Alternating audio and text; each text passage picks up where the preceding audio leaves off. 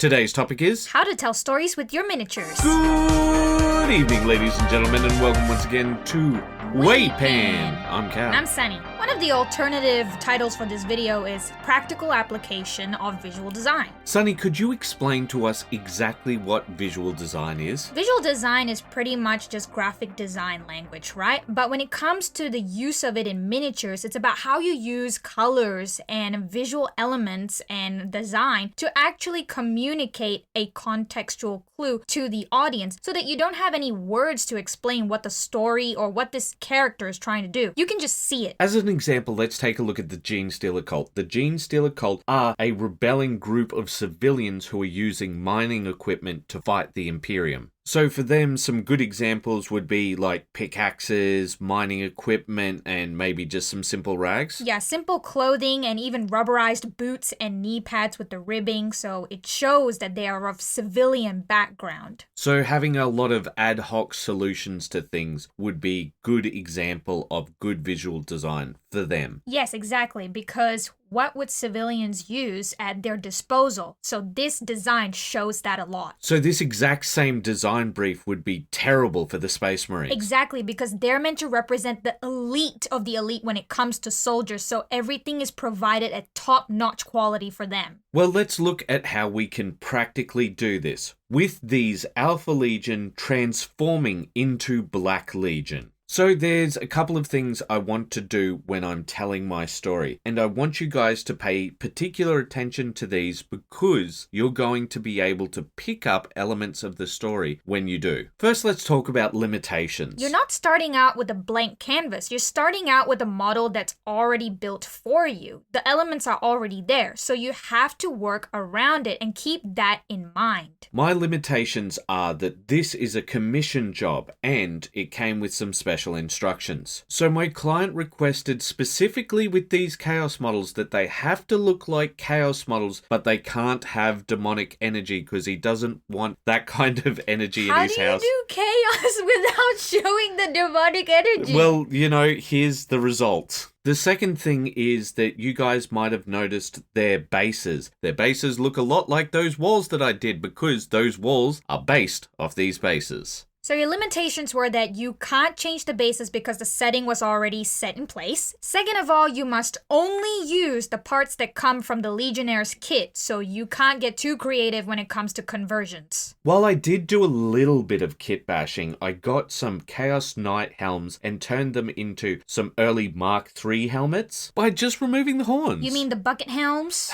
Yes, I mean the bucket helms. And I got 2 magnetic bonding stud shoulder pads, and that's all the converting I did. So obviously, Cal, you've gone for a very interesting approach here. Alpha Legion transforming into the Black Legion. Did the client ask for this specifically? Yeah, they did. They asked for an Alpha Legion transformation thing. As you can imagine, that could be a very difficult concept to show. So how did you go about figuring out how to approach this? Well, there's been a lot of people online who have done this, and I think that they've done it better than me. But when I showed the client those sort of lightning sort of things, they said, no, just keep it nice and simple. I think it was more of sort of like keep that sort of evil energy out, I think. Yeah, just keep it sort of like a glowing line of transformation going from one side to the other. And I should add that that's another limitation when it comes to this project. Yes, but I think it was interesting and I got to work with the client quite a lot. So I said, okay, well, how about we do some color shift for the Alpha Legion to show that they're Alpha Legion. And that they're no shifting in nature. They're always being someone else, never just this standard singular thing. But finally, I'm going to get to a question that you guys have asked a lot, which is, how do you put your own spin on something that a client asks for? Every Legionnaire here has a backstory, and they come from a different Legion except 2. Hey guys, just to pause the video right here and let's play a little game. See if you can guess which Legion each of these come from and comment below. So the Black Legion accept all from the former Legions. Well, actually, they accept just about every Space Marine in their legion. So long as they're loyal to Abaddon. Yeah, there's just that minor caveat. So I thought, how can I show these things without being way too overt about it? Well, why did you want to do it like this in the first place? Well, because Alpha Legion are spies, and spies always have overcomplicated backstories. Yeah, that actually makes a lot of sense. All right, Sunny, can you guess which one's Emperor's Children?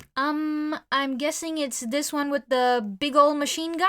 Yep, that's right. Can you tell us why? Because of the Slanesh symbols, it seems like Okay, a pretty big giveaway. Yeah, that's a giveaway. I'll give you that one. And he also seems to have like something drooling from his mouth and the backpack, and it's very vibrant yellow, almost a neon color. So I'm guessing it's some sort of a drugs like enhancement, performance enhancement sort of thing. So I was inspired by this artist, Misty Miasma, and this other artist, I think their name's Lev Koy. Yep. And I thought, how can I show that? So I did that through the bright green drooling drugs coming from the mouth and from the power pack. Yeah, it makes a lot of sense. I think you conveyed that very well through that. And can you guess which one's the Iron Warrior? Because I didn't actually give them a Legion symbol. It has to be this one, the one with the spiky shoulder pad and shin, and I think there's a hazard stripe I see back there, so it has to be him. Yeah, there is a hazard stripe, yeah. But why did the spikes give it away? Well, it's hostile design in our design versus lore video. This was something that we actually discussed, so that clicked in my mind right away. Yep, the Iron Warriors are really big on hostile design and hostile personalities, it seems. Oh, yes. All right, and which do you think is the Night Lord? It has to be this guy, because I can see a little bit of a bat wing symbol on his shoulder pad. Yeah, there's that, but the skull's kind of covered up and removed, yeah. Yeah, but the thing is, it's also very scratched up, this one, and, you know, because they didn't have a fun time during the Horus Heresy. No, they did not. Yes, They did not. And they have realistic skull motifs attached to the backpack. They're not stylized, they look like real skulls, which show that much more of a terrifying aspect to them. Compared to the Alpha Legion style, which is just on the silver. other side. Yes, that's right. And which do you think is the World Eater? The guy covered in blood. Okay, well, what about... The guy covered in blood. Was it also because he's the close combat guy? No, because he is covered in blood. I was a little worried that the blood didn't show up that much. He's literally covered in it. Like, you can see it. Okay, alright. And which one do you think's a former Ultramarine? Probably the dude with the upside down ultramarine symbol. Okay, alright. That one was a little too easy. I thought ultramarines were loyalists, though. Yeah, they are, but anyone can turn to the Black Legion. Yeah, you did mention this earlier. I also tried to keep him very neat and clean. Yeah, I can also see that that's something that you've done. He looks pretty sort of bland, quote unquote, as compared to the others. You tried really hard to put a little bit more elements to show their legion. Yeah, a little bit flavor, yeah. Yeah. And how about the Death Guard? The guy who's covered in rust and verdigris. Okay, well, alright. They methy boys, never take a shower, you know. You can tell. You can see the stink rising. Okay, alright. So maybe I wasn't that subtle with this one. And the Thousand Suns guy, could you tell him? Dude with the magic script and also Thousand Suns symbol on him. Yeah, well, okay. It's not that subtle, but it is on a knee pad, so I thought maybe people might not pick it up instantly. Well, if I can pick it up, I think you're doing a pretty good job of getting that message across right away. So I'm going to skip over the two Black Legionnaires for a minute and then go straight to the Word Bearer. Which one do you think he is? I think, okay, right off the bat, it's gotta be this guy because I can see the Word Bearer symbol on his knee pad. It's a bit scratched up, but I can see that there. But another thing has to be that flare that you've given in his eye, because that shows someone who has a lot of zeal, a lot of passion. Yeah, I actually got that from Goblin Slayer. Oh, I thought yeah. how to visually represent zeal, and I thought that's a good way of doing it. I think that definitely showcases that a lot. Another thing would be the skulls on the shoulder pad and also the glowing eyes on the skull motif attached to the power pack. Yeah, well, actually, that's another Misty Miasma special. That's where I stole that idea right, from. okay. Yeah. So the last two are obviously the Black Legion ones, but which one do you think is more senior and is from the Long War? Oh, it has to be the dude with the top knot, because top knot means more fancy and more fancy means more senior. Okay, well, actually, it's who Horus originally recruited. It's Oh, yeah? those guys had that as a part of their gang style. Oh, okay. I didn't know that. Plus, he also has that big power fist. So I thought, that paired with something that seems like a bit more of an advanced weapon would be for someone who was more senior. Yeah, pretty Yeah. much. I made everything very obvious. So at the start, I did say I was trying to be somewhat subtle. And yes, I was being somewhat subtle. But can you tell us why it's important to be obvious with visual design? Because that's the number one way to give contextual clues to the audience to pick up on these messages right away. If you have to look at something for a really long time and try to figure out what it's trying to tell you or what it's meant to do, then it's failed its job. Also, from a storytelling perspective, it's really important to make your audience feel clever. You want to make your audience feel smarter than you. You want them to feel like, oh, okay, I get it. I'm smart. I'm cool. I picked up on these signals. I picked up on these elements. Second of all, there's a huge importance on tabletop play because if you can't distinguish your characters and have them identifiable right away, your opponents are going to have a hard time figuring out who's who on the board. That's why WYSIWYG is a rule. What you see is what you get. Plus, it's not cool to hide information from an opponent just to get one of those gotcha moments. That's also another thing to consider with this, is that they're not just art pieces, they're game pieces. You're actually going to be using them. Speaking about failures, how about we talk about my failures with this one? And that would be contrast. When it comes to transformation, it has to be very obvious, and subtlety does not help with that. Can you go into a little more detail on that? So this color shift paint was actually applied over a jet black. So that's why it's not showing up as well in terms of its reflective level. If that was the case, I think the texture difference would have been much more obvious. But in this case, when you look at it straight on, it looks almost like a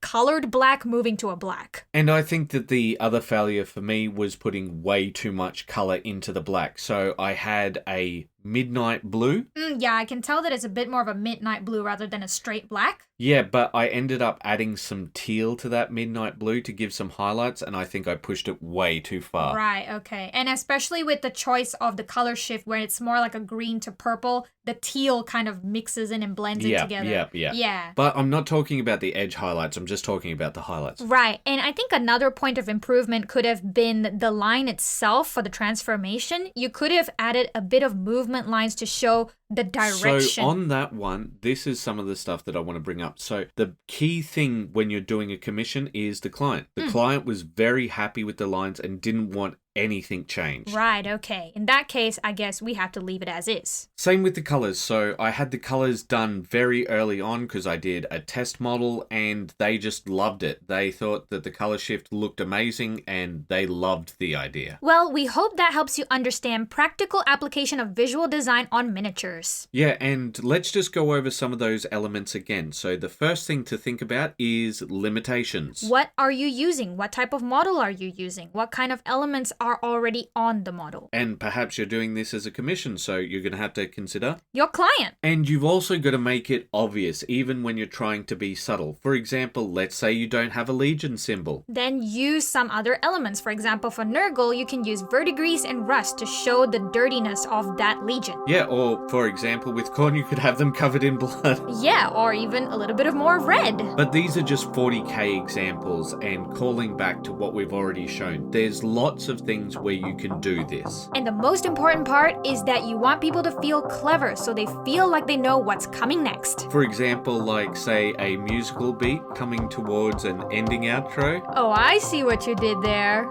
Keep those brushes wet. Bye-bye.